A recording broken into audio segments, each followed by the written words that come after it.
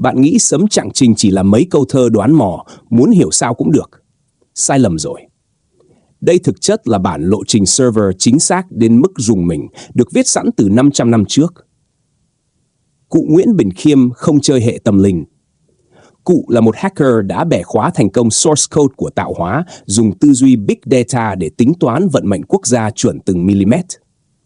Không có phép thuật, chỉ có trí tuệ áo trình nhân loại. Bấy lời tiên tri kinh điển, ứng nghiệm 100% từ sự sụp đổ của các triều đại cho đến tận bối cảnh năm 2026. Đó là sự trùng hợp ngẫu nhiên hay một phép toán siêu đẳng? Hãy cùng Vũ trụ Đại Việt bật chế độ Check VR ngay bây giờ. Hãy quay ngược đồng hồ thời gian trở về thế kỷ 16.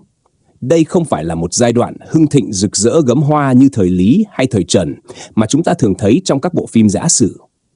Đây là thời kỳ đen tối nhất, hỗn loạn nhất, nơi mà mạng sống con người rẻ hơn cỏ rác. Sử sách gọi đây là giai đoạn Nam, Bắc, Triều. Nhưng nếu dùng ngôn ngữ của chúng ta ngày nay để hình dung, thì đó là một đấu trường sinh tử Battle Royale khổng lồ, nơi mà luật pháp đã hoàn toàn sụp đổ. Hãy tưởng tượng, bạn đang đứng giữa kinh thành Thăng Long lúc bấy giờ. Không khí đặc quánh mùi thuốc súng và mùi máu tanh. Những cuộc đảo chính diễn ra như cơm bữa. Hôm nay là vua, ngày mai đã có thể bị ép uống thuốc độc tự sát. Những vị quan từng thề trung thành chỉ sau một đêm đã quay ngọn giáo vào chính chủ nhân của mình. Server Đại Việt lúc này đang gặp một lỗi hệ thống nghiêm trọng, bị virus của tham vọng và quyền lực tàn phá đến tận gốc rễ. Nhà Lê suy yếu, nhà Mạc trỗi dậy nhưng không đủ sức dẹp yên thiên hạ. Lòng người ly tán, niềm tin là thứ xa xỉ nhất. Giữa cái bối cảnh hỗn mang mà ai cũng chỉ lo giữ lấy cái đầu của mình, thì tại vùng đất Vĩnh Bảo, Hải Phòng, có một người đàn ông đang ngồi tĩnh lặng quan sát bầu trời đêm. Đó là Nguyễn Bỉnh Khiêm. Ông không giống những kẻ sĩ đương thời đang nháo nhào chạy chức chạy quyền. Ông chọn cách đứng bên lề của dòng chảy lịch sử, nhưng đôi mắt của ông thì đang quét qua toàn bộ cấu trúc vận hành của thời đại. Nguyễn Bỉnh Khiêm lúc này đã là một học giả uyên bác, nhưng cái khiến ông trở nên đáng sợ không phải là tài làm thơ, mà là khả năng thấu hiểu kinh dịch đến mức thượng thừa. Trong khi người thường chỉ nhìn thấy các vì sao lấp lánh vô tri, thì ông nhìn thấy một ma trận dữ liệu khổng lồ đang dịch chuyển. Ông nhìn thấy sự hưng thịnh và suy vong của các triều đại không phải là ngẫu nhiên, mà là những biến số có thể tính toán được. Ông nhận ra rằng sự hỗn loạn trước mắt chỉ là những gợn sóng nhỏ trên bề mặt, còn bên dưới, một dòng chảy ngầm cực lớn đang chuẩn bị cuốn phăng tất cả những gì cũ kỹ để thiết lập lại trật tự mới. Người đời nhìn ông như một ẩn sĩ gàn dở, chán ghét thế sự. Nhưng thực chất, ông đang âm thầm xây dựng một bộ vi xử lý tâm trí cực mạnh, nạp vào đó hàng ngàn dữ kiện lịch sử, địa lý và nhân tướng học để giải mã bài toán khó nhất của dân tộc lúc bấy giờ. Ai sẽ là người nắm giữ thiên mệnh, và làm thế nào để giữ cho mạch sống của người Việt không bị đứt đoạn trong cuộc huyết chiến nồi da sáo thịt này? Ông im lặng, nhẫn nại như một con hổ rình mồi, chờ đợi đúng thời điểm để tung ra nước cờ quyết định. Nhưng lịch sử không cho phép ông đứng ngoài cuộc lâu hơn nữa. Một biến cố lớn, một lời mời đầy toan tính từ triều đình sắp sửa được gửi đến, ép ông phải bước ra khỏi vùng an toàn và chính thức tham gia vào bàn cờ chính trị đầy cạm bẫy này. Cái gì đến cũng phải đến. Khi các cuộc thanh trừng đẫm máu trong cung đình đẩy sự hỗn loạn lên đỉnh điểm, khi các phe phái nhận ra rằng gươm giáo và bạo lực không còn đủ để giải quyết bài toán quyền lực, họ bắt đầu tìm kiếm một thứ vũ khí mạnh hơn. Đó là tầm nhìn. Và mọi con đường lúc này đều dẫn về Am Bạch Vân. Hãy hình dung cảnh tượng này. Những vị tướng quân, những sứ giả quyền lực nhất của các tập đoàn chính trị Mạc, Trịnh, Nguyễn, những người bình thường chỉ biết ra lệnh chém giết, nay phải cúi đầu, lặn lội đến chốn thâm sơn cùng cốc để xin một lời khuyên từ một ông già về hưu. Tại sao? Vì họ biết Nguyễn Bỉnh Khiêm nắm giữ source code của thiên hạ. Họ không đến để nghe thơ, họ đến để mua một bản quy hoạch tương lai cho sự tồn vong của gia tộc mình. Đây chính là biến cố thay đổi tất cả. Cụ Trạng không chọn cách đứng ra làm anh hùng cứu thế theo kiểu Hollywood, một mình cân cả bản đồ. Ông chọn cách làm một nhà cố vấn chiến lược, strategy advisor, đứng sau màn nhung. Ông hiểu rằng server Đại Việt lúc này không thể reset ngay lập tức về trạng thái hòa bình. Cách duy nhất để cứu dân chúng khỏi cảnh đầu rơi máu chảy là tạo ra thế chân vạc, một trạng thái cân bằng lực lượng để kìm hãm lẫn nhau. Khi nhà Mạc sắp vỡ trận trước sức tấn công của nhà Lê Trịnh, vua Mạc sai người đến hỏi nước đi. Cụ không nói một lời, chỉ đưa tay chỉ vào ngọn đèn dầu sắp tắt, rồi bồi thêm dầu cho nó cháy lại. Một ẩn dụ thiên tài, muốn sống phải biết thu mình lại để chờ thời. Kèm theo đó là mã cốt sinh tồn, Cao Bằng tuy thiện, khả diên số thế. Đất Cao Bằng tuy nhỏ hẹp nhưng có thể giữ được vài đời. Kết quả, nhà Mạc rút về Cao Bằng và tồn tại thêm được 85 năm nữa. Đúng từng năm, không sai một ly. Chưa hết, khi chúa Trịnh Kiểm, kẻ đang nắm thực quyền, muốn phế vua Lê để lên ngôi, lòng tham trỗi dậy, nhưng nỗi sợ danh không chính, ngôn không thuận vẫn còn đó. Hắn sai người đến thăm dò. Cụ Trạng vẫn thản nhiên ngồi tỉa cây, rồi buông một câu bâng quơ với chú Tiểu. Giữ chùa thờ Phật thì ăn oản. Một câu nói nhẹ như gió thoảng nhưng sức nặng ngàn cân. Trịnh Kiểm hiểu ngay vấn đề. Hãy làm CEO điều hành, đừng cố làm chủ tịch Hadaquete bù nhìn. Và thế là mô hình vua Lê, chúa Trịnh ra đời, kéo dài hơn 200 năm. Và đỉnh điểm của sự áo trình là lời khuyên dành cho Nguyễn Hoàng. Khi vị tướng trẻ này đang nằm trên thớt, mạng sống ngàn cân treo sợi tóc trước sự đố kỵ của anh rể Trịnh Kiểm. Cụ Trạng đã trao cho ông chiếc chìa khóa để mở ra cả một vùng trời mới, một lời sấm đã thay đổi vĩnh viễn hình hài đất nước Việt Nam. Hoành sơn nhất đái, vạn đại dung thân. Chỉ 8 chữ.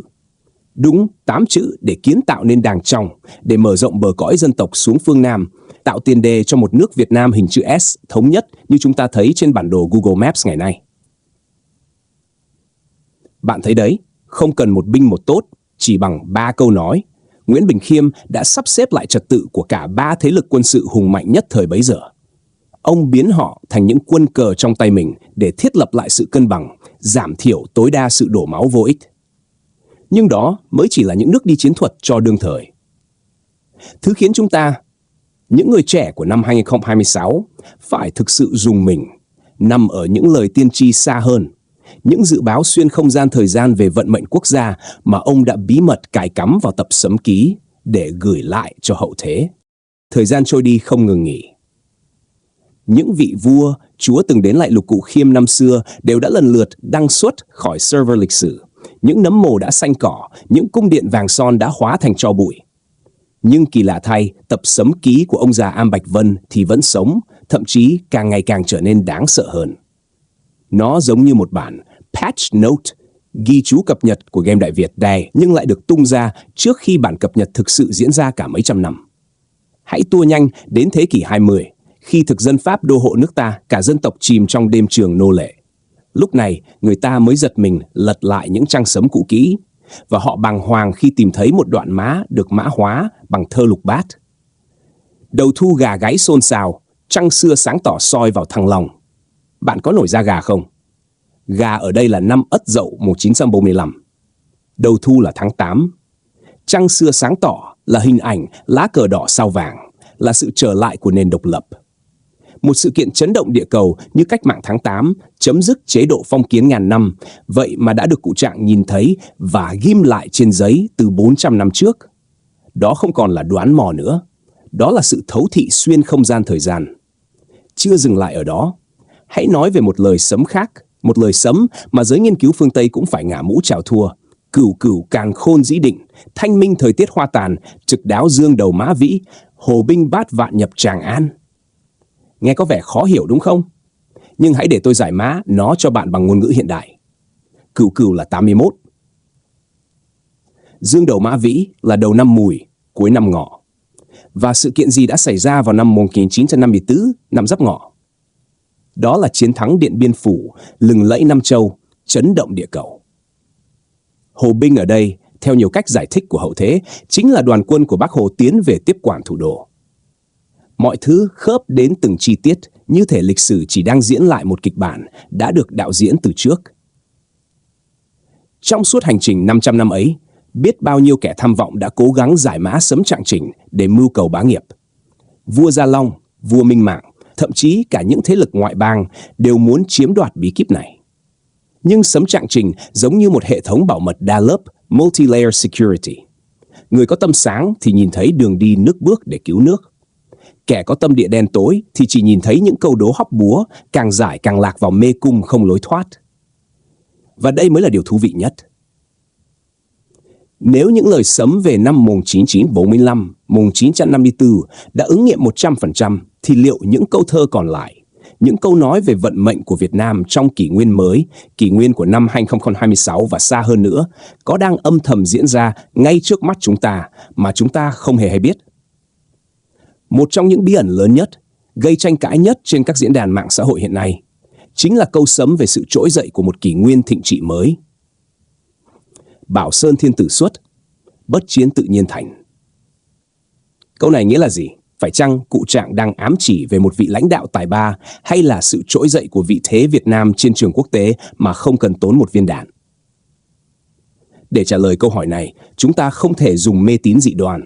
Chúng ta cần dùng cái đầu lạnh của khoa học dữ liệu. Hãy dừng lại một chút. Trước khi chúng ta đi đến những dự báo cuối cùng về tương lai, tôi muốn mời các bạn cùng check VR lại phương pháp làm việc của cụ Trạng. Thực chất, dưới lăng kính của Gen Z năm 2026, Nguyễn Bỉnh Khiêm không phải là một thầy phù thủy hô mưa gọi gió. Ông chính xác là một chuyên gia khoa học dữ liệu đầu tiên trong lịch sử Việt Nam. Công cụ ông sử dụng, kinh dịch, về bản chất không phải sách bói toán, mà là một hệ thống siêu máy tính vận hành bằng mã nhị phân, binary code. Nếu máy tính ngày nay chạy bằng số 0 và 1, thì kinh dịch chạy bằng hào âm và hào dương. 60 quẻ dịch chính là 60 trường hợp, mô phỏng mọi biến số có thể xảy ra trong vũ trụ. Hãy tưởng tượng bộ não của cụ Trạng giống như một con AI cực mạnh. Cụ nạp vào đó dữ liệu đầu vào input data khổng lồ, tinh hoa của Nho, Phật, Đạo, quy luật vận hành của các vì sao, thiên văn, địa thế sông núi, địa lý và đặc biệt là tâm lý hành vi của con người, nhân tướng học. Sau đó cụ chạy thuật toán thái ất thần kinh để xử lý đống dữ liệu đó. Kết quả đầu ra, output, chính là những lời tiên tri xác suất cao mà chúng ta gọi là sấm. Cụ không nhìn thấy tương lai theo kiểu bật TV lên xem. Cụ tính ra tương lai. Cụ nhận diện được các mô thức, lặp đi lặp lại của lịch sử. Cụ hiểu rằng khi biến số A tham nhũng cộng với biến số B lòng dâng ly tán đạt đến ngưỡng C thiên tai dịch bệnh, thì kết quả D đổi thay triều đại là tất yếu. Đó là khoa học dự báo, analytics, thứ mà ngày nay Google hay Facebook đang dùng để đoán sắp mua cái gì. Nhưng cụ Trạng đã làm điều đó bằng giấy bút và một bộ óc thiên tài từ 500 năm trước. Vậy tại sao cụ phải viết sấm dưới dạng những câu thơ bí hiểm, đa nghĩa? Tại sao không nói toẹt ra là năm 1945 Việt Minh sẽ thắng? Đây chính là nghệ thuật mã hóa thông tin, information encryption đỉnh cao. Thứ nhất, để lách luật kiểm duyệt của admin server, vua chúa. Nếu cụ nói thẳng tên các triều đại sẽ sụp đổ, cụ sẽ bị ban nick chém đầu, ngay lập tức vì tội khi quân. Cụ buộc phải nén dữ liệu vào thơ ca, dùng ẩn dụ, con gà, con khỉ, cái cày để chỉ những người có duyên, keyholders mới giải mã được. Thứ hai, cụ hiểu hiệu ứng cánh bướm. Tiết lộ thiên cơ quá rõ ràng sẽ làm thay đổi hành vi của con người, từ đó làm hỏng cả dòng thời gian. Cụ chỉ đưa ra các gợi ý để định hướng, chứ không can thiệp thô bạo, hard reset vào quá trình vận hành của xã hội. Nhưng điều khiến chúng ta nể phục nhất đó là cái tâm của một người cầm trịch cuộc chơi. Cụ sở hữu năng lực God Mode, nhìn thấu tất cả, nhưng cụ không dùng nó để mưu cầu bá nghiệp cho riêng mình. Cụ không lập ra một triều đại nhà Nguyễn Bỉnh Khiêm. Cụ dùng năng lực đó để làm người gác đền, để lại những tấm biển chỉ đường giúp con cháu đời sau tránh đi vào vết xe đổ của lịch sử. Và bây giờ, khi chúng ta đã hiểu cơ chế hack game của cụ, hãy cùng đến với phần quan trọng nhất, phần khiến bạn phải rùng mình thực sự.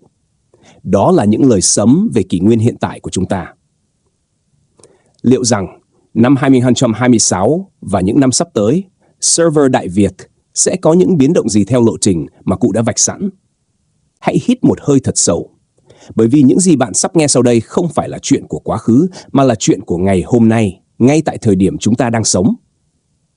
Nếu mở tập sấm ký ra ở những trang cuối cùng, bạn sẽ tìm thấy một đoạn mã cảnh báo đỏ mang tên Long Vĩ Xà đầu khởi chiến tranh. Long là rồng năm Thìn, Xà là rắn năm Tỵ.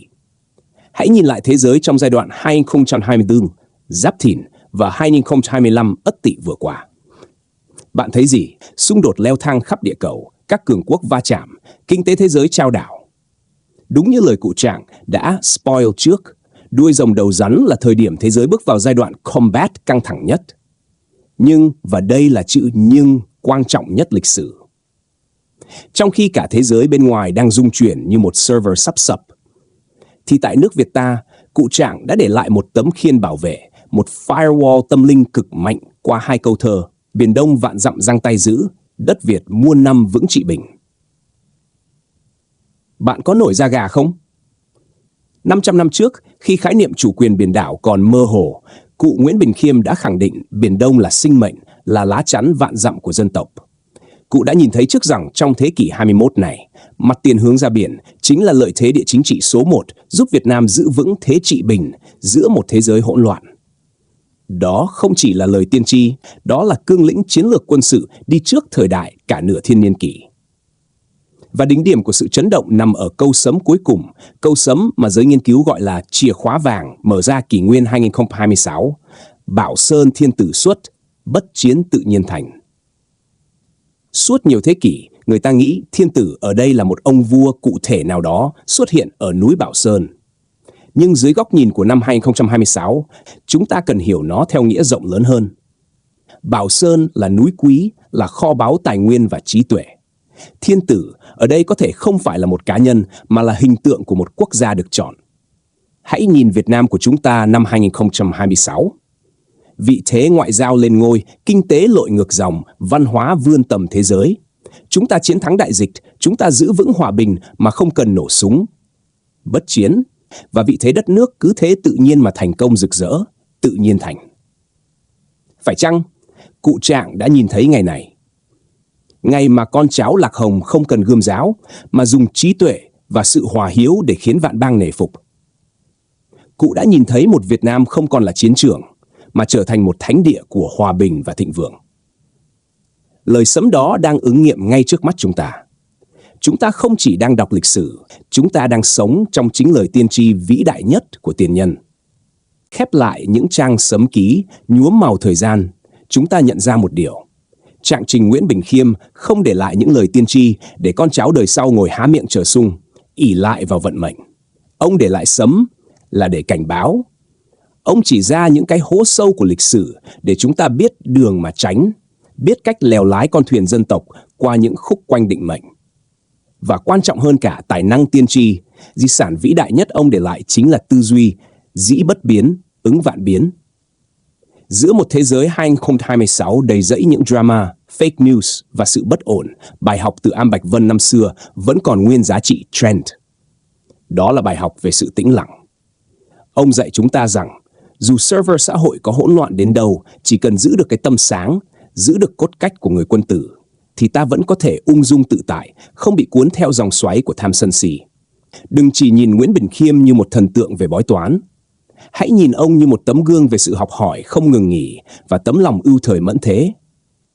Ông không chọn cách ở ẩn để trốn tránh trách nhiệm. Ông chọn lùi lại một bước để nhìn xa hơn vạn dặm, dùng trí tuệ của mình để âm thầm bảo vệ nguyên khí quốc gia. Đó mới là đẳng cấp của một người chơi hệ gánh tim vĩ đại. Lời sấm, bất chiến tự nhiên thành, không phải là lời hứa hẹn về một thắng lợi miễn phí. Nó là kết quả của việc tích lũy nội lực, xây dựng vị thế bằng nhân nghĩa và trí tuệ. Việt Nam của tương lai có rực rỡ như lời sấm hay không, quyền quyết định không nằm ở các vì sao mà nằm ở chính bàn tay và khối óc của thế hệ trẻ chúng ta ngày hôm nay. Nhạc nền chuyển sang hào hùng, dồn dập rồi lắng đọng. Còn bạn tin rằng vận mệnh đất nước đã được an bài trong sấm ký hay chính chúng ta đang viết tiếp những dòng sấm mới cho tương lai? Hãy để lại quan điểm của bạn dưới phần bình luận để cùng Hội đồng Vũ trụ Đại Việt check vào ngay nhé.